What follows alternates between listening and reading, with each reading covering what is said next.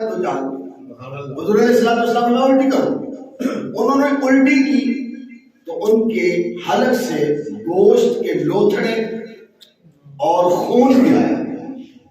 اب حضور علیہ السلام نے تم تو کہتی تھی میرا روزہ ہے اور تم تو گوشت کھا کے آئی، یا رسول اللہ ہم نے تو گوشت نہیں کھایا۔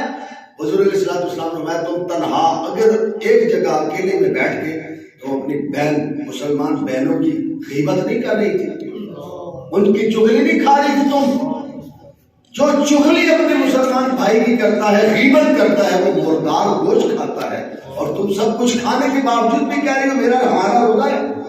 حضور فرماتا ہے اس کا روزہ نہیں ہے جو غیبت کرتا ہے، جو چغلی کرتا ہے اس کا روزہ نہیں ہے، جو چوری کرتا ہے اس کا روزہ نہیں ہے، جو گناہ میں پھنسا رہتا ہے روزے کے باوجود اس کا روزہ نہیں ہے۔ بھول جانے سے گناہ ہو گیا تو اس کی تو اللہ معافی عطا کرتا ہے۔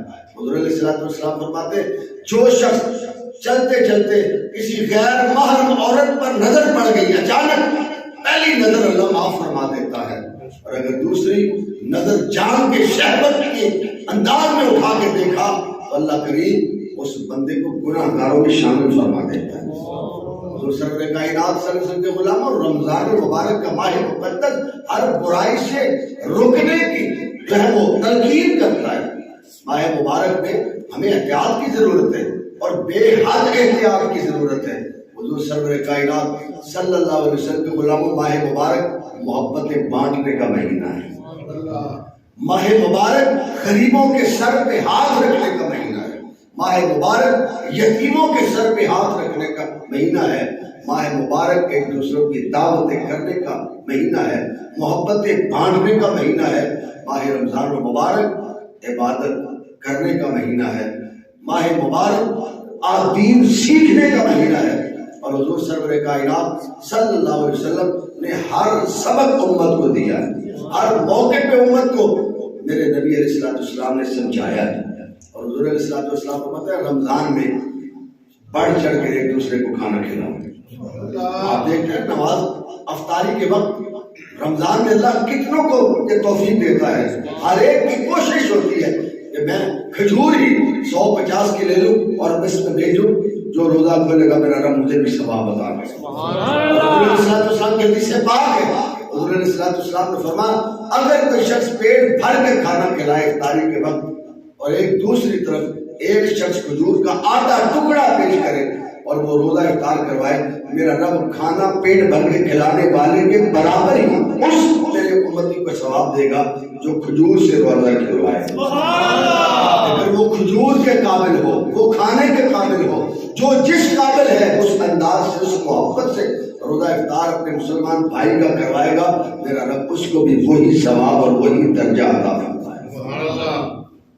سرکار دو عالم صلی اللہ علیہ وسلم کے غلام حضرت سیدنا ابو ہریرہ رضی اللہ عنہ، آپ کا نام تو سنا ہے آپ نے کثرت سے، بڑے کریم نبی کے صحابی ہیں، اور حضور کے سارے صحابہ شان والے، سارے صحابہ عظمت والے، سارے صحابہ بڑی عظمت کے مالک ہیں۔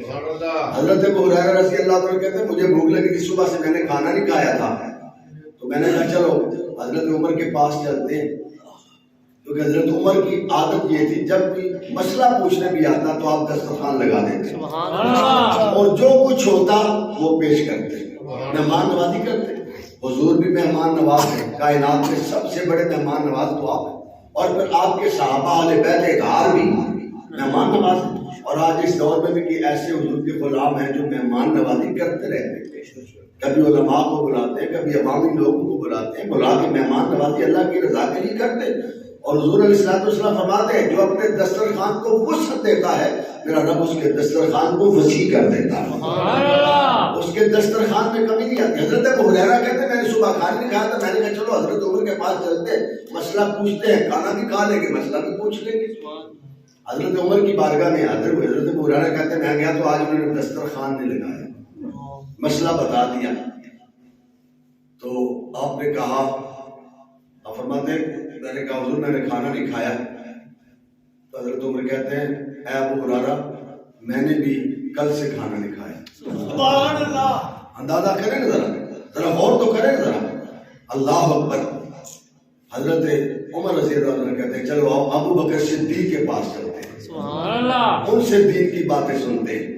میں اور آج تو آپ دین کی بات سننا گوارا بڑی مشکل سے کرتے ہیں. یہ جمعے کے وقت چند گھڑیاں ہوتی ہیں وہ بھی ہمیں بڑی مشکل نظر آتی ہیں. حضرت ابو بکر صدیق رضی اللہ عنہ کے پاس حضرت ابو ہریرہ حضرت فاروق اعظم رضی اللہ عنہ یہ دونوں ہستیاں پاس گئے اور آج انہوں نے بھی دسترخوان نے لگایا. اللہ اکبر. حضرت عمر رضی اللہ عنہ کہتے ہیں کہ حضرت ابو ہریرہ کو بھوک لگی تھی, انہوں نے صبح سے کھانا نہیں کھایا, میں نے بھی کل سے نہیں کھایا. حضرت ابو بکر کہتے ہیں مجھے 4 دن ہو گئے میں نے بھی نہیں کھایا. اللہ اکبر. حضور کے غلاموں ذرا دیکھو نا میرے نبی کے صحابہ, میرے نبی کے صحابہ کی عظمت کو دیکھو تو حضور نے اسی لیے فرمایا اصحابی النجوم فبأیہم اقتدیتم اہتدیتم. میرے سارے صحابہ ستاروں کی مانند ہیں, ان کی اقتداء جو بھی کرتا چلا جائے گا میرا رب ان کے لیے ہدایت کے دروازے کھولتا چلا جائے گا. حضرت ابوبکر صدیق رضی اللہ عنہ آپ کہتے ہیں چلو حضور کے پاس چلتے ہیں, جو سب سے بڑے مہمان نواز ہیں, جو اللہ کے محبوب ہیں, جو امام الانبیاء ہیں, جو ختم رسل ہیں, ان کے پاس چلتے ہیں. حضور کے پاس چلے گئے. حضرت ابو ہریرہ کہتے ہیں ہمیں حضور کے پاس یہ بات کرنی نہیں پڑی کہ حضور ہمیں بھوک لگی ہے. حضور سرور کائنات صلی اللہ علیہ وسلم نے اپنے غلام صحابی رسول حضرت ابو الحسن انصاری رضی اللہ تعالی عنہ کو فرمایا ابو الحسن انصاری جاؤ کھانے کا انتظام کر کے آؤ. سبحان اللہ. اللہ اکبر. ذرا غور سے خوشی کے ساتھ وجدان کے ساتھ سوچو کہ جب میرے نبی نے اس صحابی رسول کو کہا ہوگا, حکم فرمایا ہوگا, وہ صحابی کی خوشی کی انتہا نہ رہی ہوگی کہ حضور نے یہ ذمہ داری مجھ پہ لگا دی, یہ مجھے ڈیوٹی دی ہے, مجھے یہ ڈیوٹی مل گئی ہے. ڈیوٹی کون لگا رہا ہے؟ اللہ کے رسول. اور حضرت ابو ہریرہ رضی اللہ عنہ کہتے ہیں حضرت ابو الحسن انصاری رضی اللہ عنہ پر وجد طاری ہو گئے, واہ میرے مقدر میں کہاں اور میرے آقا, آج مجھے حکم کون دے رہا ہے, میری ذمہ داری. آج ہمارے وہ حالات یہ ہے نا, اگر والد بیٹے کی کوئی ذمہ داری لگا دے تو بیٹا بھاگتا ہے کہ میرا باپ تو مجھے ذمہ داری دینے لگ گیا.